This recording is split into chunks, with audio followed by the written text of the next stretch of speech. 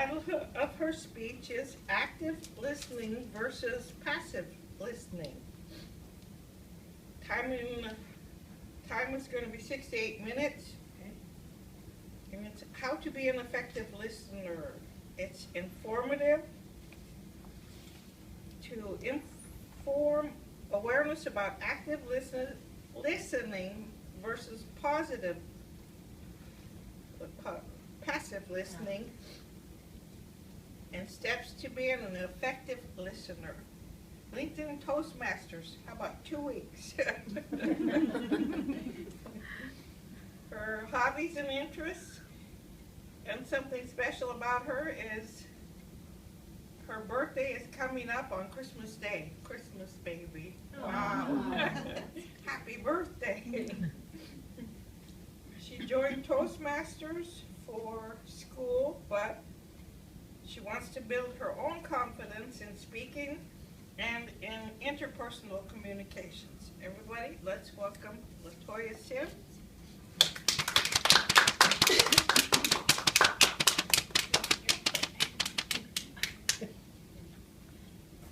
Okay, good evening, everyone. Good evening. Good evening. So, does everyone know what this means? Okay. A-OK, right? Mm-hmm. So, in America, that's what it means, A-OK. But in Brazil, this actually means the middle finger, and I think Nixon was a really good example of that. In Turkey, this is actually a very, what's the word? It's a very bad word. I'm not going to go into what exactly it means, but it's not. It's vulgar. That's the word I was thinking of. In the Middle East, this means the evil eye. So since we're here in America and it's okay to wave this around, I want everyone to hold your hand up, put up your OK sign, okay? And I want you to take your OK sign and put it on your chin, okay? So I'm looking around and I'm noticing that people have put their OK sign on their cheek. Okay, so now that I've got your attention, That's right, 'cause she did it. now that I've got your attention, I want to talk to you about what it means to be an active listener versus being a passive listener. So according to Steve Myers of Team Teach Technologies, active listening involves critically hearing, thinking, and responding, whereas passive hearing is just simply hearing and absorbing information. It's like it's going in one ear and out the other. So today I'm going to speak first about the difference between active listening and passive listening, and then I'm going to give you 3 simple rules to being an effective listener. Okay, so first let's talk about the difference between an active listener and a passive listener. Sonia Hamlin, which is the author of How to Talk So People Listen, gives great insight to active and passive listening. She says that a passive listener will allow someone to speak without interrupting him or her and not do anything else at the same time, so they're just simply going to listen. But an active listener is going to actually react and do something that demonstrates that they're listening and have understood. So I have handouts for you that I'm going to give you and just pass around. I'm going to just take one and pass it down. So as those are going around, you'll notice on my handout that an active listening requires us to pay attention, to try to interpret what the speaker is conveying and what the speaker wants you to understand.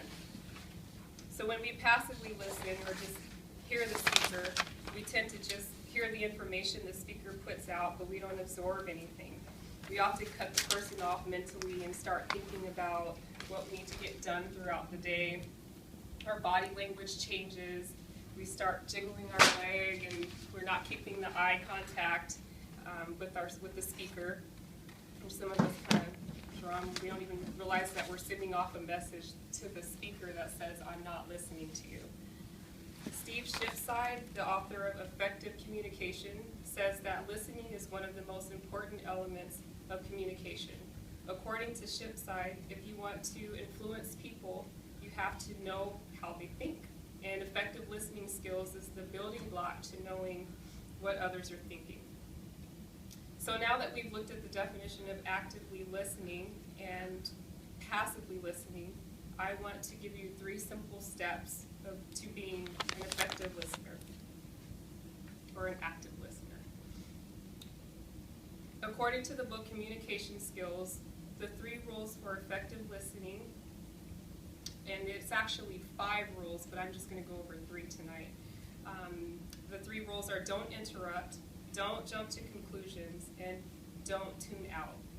So let's briefly go over these 3 rules. First, don't interrupt. So how often have you tried to explain yourself in a conversation and you're trying to get this important point across just to be interrupted? It happens all the time with friends, family, co-workers, and it's very frustrating. Chances are you get irritated, and the person who's interrupted you kind of have resentment with them. So interrupting the speaker can not only lead to resentment, but can also lead to preventing someone from saying something very vital or important. So next, the second rule is don't jump to conclusions. And I say this meaning both mentally and verbally. In the book How to Talk So People Listen, Sonia Hamilton stated that the average person talks about 160 words per minute, but we can actually absorb information 3 times that rate.